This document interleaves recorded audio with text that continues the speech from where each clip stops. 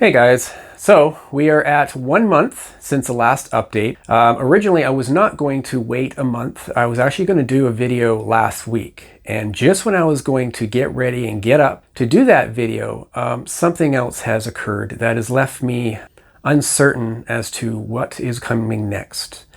It was going to be a very positive video because I have had really good progress, but like I said, now I don't know. I'm gonna start off with the good news. So the good news is that I no longer have the pain on my inner thigh, my outer thigh, my shin, or my side of my hip. It's now in my lower back. And if you've watched my previous videos, you would have known the pain comes up and it'll eventually end up in where it resides, which is your lower back. That's where the discs are pinching. I think about 2 weeks, I was stuck where it wouldn't leave my hip. Unusually, it just wouldn't leave my hip. Now it has, so that was gonna be the good news. I'm like, wow, this is fantastic. The other thing is basically I can go for a walk for about an hour. Once I hit the hour mark, that's when the lower back starts to hurt, and that's when I have to come back home and I have to, put an ice pack on and a heat pad. The other thing is because it's lower back pain and I don't have those other issues, I actually have no pain right now. I have zip. I only have pain if I'm sitting down for too long, or I go and do a walk outside or in the house for more than about an hour, which also kind of leaves me with not much else to do, but still continue my exercises and my strength training. I'm getting into weights now, getting up to 15-pound weights, like kind of hunched over on top of a yoga ball, and basically strengthening my back just to keep myself postured straight up. The other good news is I have completely stopped medication. That's Tylenol arthritis, 8 hours, 650 milligrams, 2 pills each, 6 times a day, which is the max you can take. Anything more than that, and you can potentially have liver issues. So I want to do whatever I can to try and get off that medication if I needed to. So I started to do some experimenting. I would take it at 9 a.m., 5 p.m., and 1 a.m. in the morning. And then it would recycle the whole thing. The next time in the morning, it would be 9 a.m., 5 p.m., and 1 a.m. And I thought, instead of taking 2 at night, I'm sleeping. I'm not moving around. I'm not getting up. I'm not stretching or bending over or anything. I thought, let's try do 1 pill. So then I get to 5 pills. So I took 1 pill and I woke up in the morning and I seemed fine.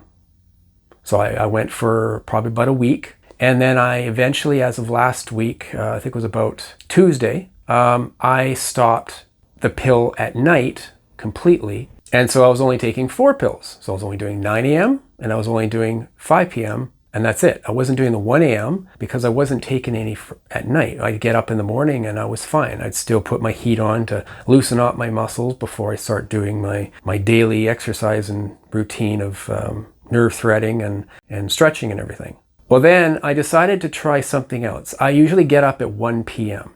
So if I'm taking my medication at 9, go back to bed, wake up at 1, normally take it back at 5, I thought, well, that's only 4 hours. So why don't I try and just do an experiment. Let's try not taking any medication all the way till the 5 o'clock, and discovered there was no effect. So I waited for an extra day and then I decided to try again. And this time I thought, you know what? I'm not gonna take it at all. And for the last 3 days, I'm not having any medication. And I have no difference. I still have the same amount of pain. Doesn't mean I'm getting more pain. It just means I can still walk for about an hour and I still get lower back pain. So that hasn't changed, but it means it hasn't reduced it. The only drawback to that means whenever I do get a chance to go back to work, whenever I'm capable of, means that medication has to change because it's not going to allow me to work because I can't do anything. I can't sit down and I can't stand up and I can't walk for more than an hour. So they gotta give me better medication. So yeah, that was gonna be the good news. And then as of Monday, this was before me stopping the pills, I started having an issue at night. A little, every once in a while, like an arm would flick or a leg would flick, very small amount. And that's because I have epilepsy. I can't really say I have epilepsy now because I've been epilepsy free for 25 years. I take what's called valproic acid.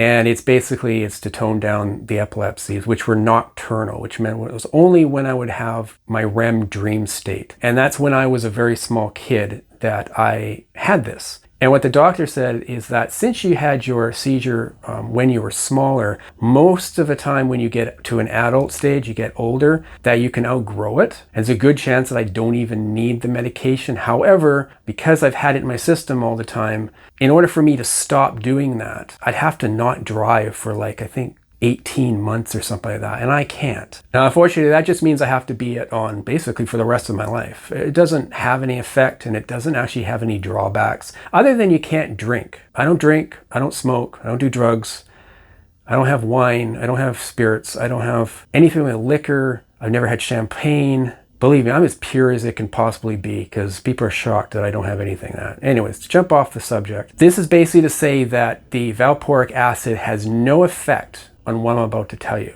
So because I've had little flicks every once in a while, now whether it's the pills or whether it's like a little epileptic result, I don't know, but it's been like that since I was a kid. And it was like nobody would ever notice. It was so very minor. So I was laying down on the bed at night and I was going to sleep, and I noticed that within about a minute of me laying down that I felt this like muscle in my stomach and also in my leg. It would move, it would like pulse. And I mean, we all get this, it's normal, you know, when you're sitting down, laying down, standing up, whatever, and all of a sudden you see like a muscle starts to move almost like a little heartbeat or something. No reason, and then it stops on its own. So I didn't think anything too much of it. But that night, it had an issue with me trying to sleep because it kept waking me up because it was like constant, 8 times in like 10 seconds. Here, thigh, inner thigh, butt, the other butt. Arm, it was everywhere, and I just like, what is going on? I feel them all the time, whether I'm laying down, sitting down, standing up. If I'm standing up, I mostly feel it in usually like my upper thighs, but I can feel it any time. And unless I start moving, then I guess I distract myself. But as soon as I lay on the bed, especially on the bed when you start to relax, that's when it all happens. And it's not necessarily that you can see. Unless the muscle happens to be close to the skin, you might see the skin rise, like just very small. But it's not like I kick out or arm goes flying or anything like that. You wouldn't even know it. So I figure I get up in the morning, maybe I didn't drink enough water. I don't know, it didn't make any sense. So Wednesday comes and goes, I go do my exercises, I drink my normal amount of water, which is quite a lot of water, and I'm doing some research online. Again, I don't really think too much of it. I go to bed, I lay down in bed, within a minute of laying down, it starts up again. And it's literally keeping me awake because it's doing back and forth. And I don't know what's going on. So of course I get up and I trust Google, because Google's the worst thing you can possibly do. You look up something to do with, chest pain, and boom, it tells you got to go to the hospital because you're having a cardiac arrest. When you could have nothing more than like upper back pain, which radiates to the front. So I look it up, and there's all kinds of reasons why you would have muscle tweaks. So things that I'm reading is, stuff like being dehydrated, signs of possible diabetes, nerve damage, which could have made sense. Nerve disease, which again could possibly make sense because of the nerve damage, nerve things I've been dealing with. And then there's things like ALS. Well, believe me, I don't want to deal with ALS because ALS is a fatal issue, and you basically have 5 years to live before basically all your muscles can't control themselves, and it eventually takes your respiratory system and you stop breathing. So of course I am terrified at reading this ALS stuff. I do not believe I'm dehydrated, because I drink lots of water. When I'm doing my exercise, I drink lots of water. I'm getting my exercise, walking outside for the hour, doing my exercise, walking back and forth in here. And of course, the color of your urine kind of indicates that I'm not dehydrated. So that kind of takes that off the list. Then there's things like diabetes. Yes, I agree. I do not eat good. I eat junk food and I eat a lot of candy, but I don't have any other symptoms of saying that I have diabetes. So I don't believe I do. I've had blood tests and stuff, and I don't have any issues. The other thing is nerve damage. Well, if that was the case, the nerves are being pinched from my right leg, not left buttocks, right buttocks, arm, leg, like shoulder, chest. That doesn't make any sense. So I'm thinking, well, then there's nerve degenerate disease, basically, which means all your nerves basically just start failing. But there's other symptoms, and I don't seem to have those symptoms. So then it comes down to the last part, ALS. I'm at the final list. I don't know what else to think. And apparently that is a first symptom of it. And that's not because of nerves. it's because muscles start failing. They start getting smaller. They start feeling weaker. But I don't have that issue that I could see because I can stand on my toes. I can stand on my heels and walk. And it's like, I don't understand because I don't seem to have that symptom of being weak. So I called 811 here in BC. That's our free healthcare number to talk to a registered nurse. I talked to a nurse. I gave all the information and she says she doesn't think it's ALS and she doesn't think it's any of the other stuff because of what I just finished telling you, because I don't seem to have any strength issues. And she thinks it could be electrolytes, which means, and so she suggested to get a very specific Gatorade, drink one Gatorade a day, 500 milliliters, called Gatorade G-Fit. And it's a very specific one because it has all the electrolytes and it's like at your max amount per day. But I mean, in all seriousness, I really didn't think that was the case. And so I wanted to wait till I went to the physiotherapist and the chiropractor so they can do a bunch of tests. And mainly it's to see if I really have lost any strength. Because with the weights that I'm doing and the exercises and stuff, I shouldn't have any loss of strength. So she spent about 10 minutes and she did all kinds of different tests, walking on my heels, walking on my toes. She did different tests, with the hammer, see different reactions. And she found that absolutely no issue. She says that I passed with flying colors. So now I'm back to, well, what the heck is going on? So I stopped off, I got a Gatorade from the corner store. By the time I was done with the end of the day, I drank it. And I did feel that it kind of reduced a little bit when I woke up in the morning. When I went to bed, it was going like a mile a minute. I was feeling it everywhere and it kept me awake all night long. But when I woke up in the morning, it was very, very seldom.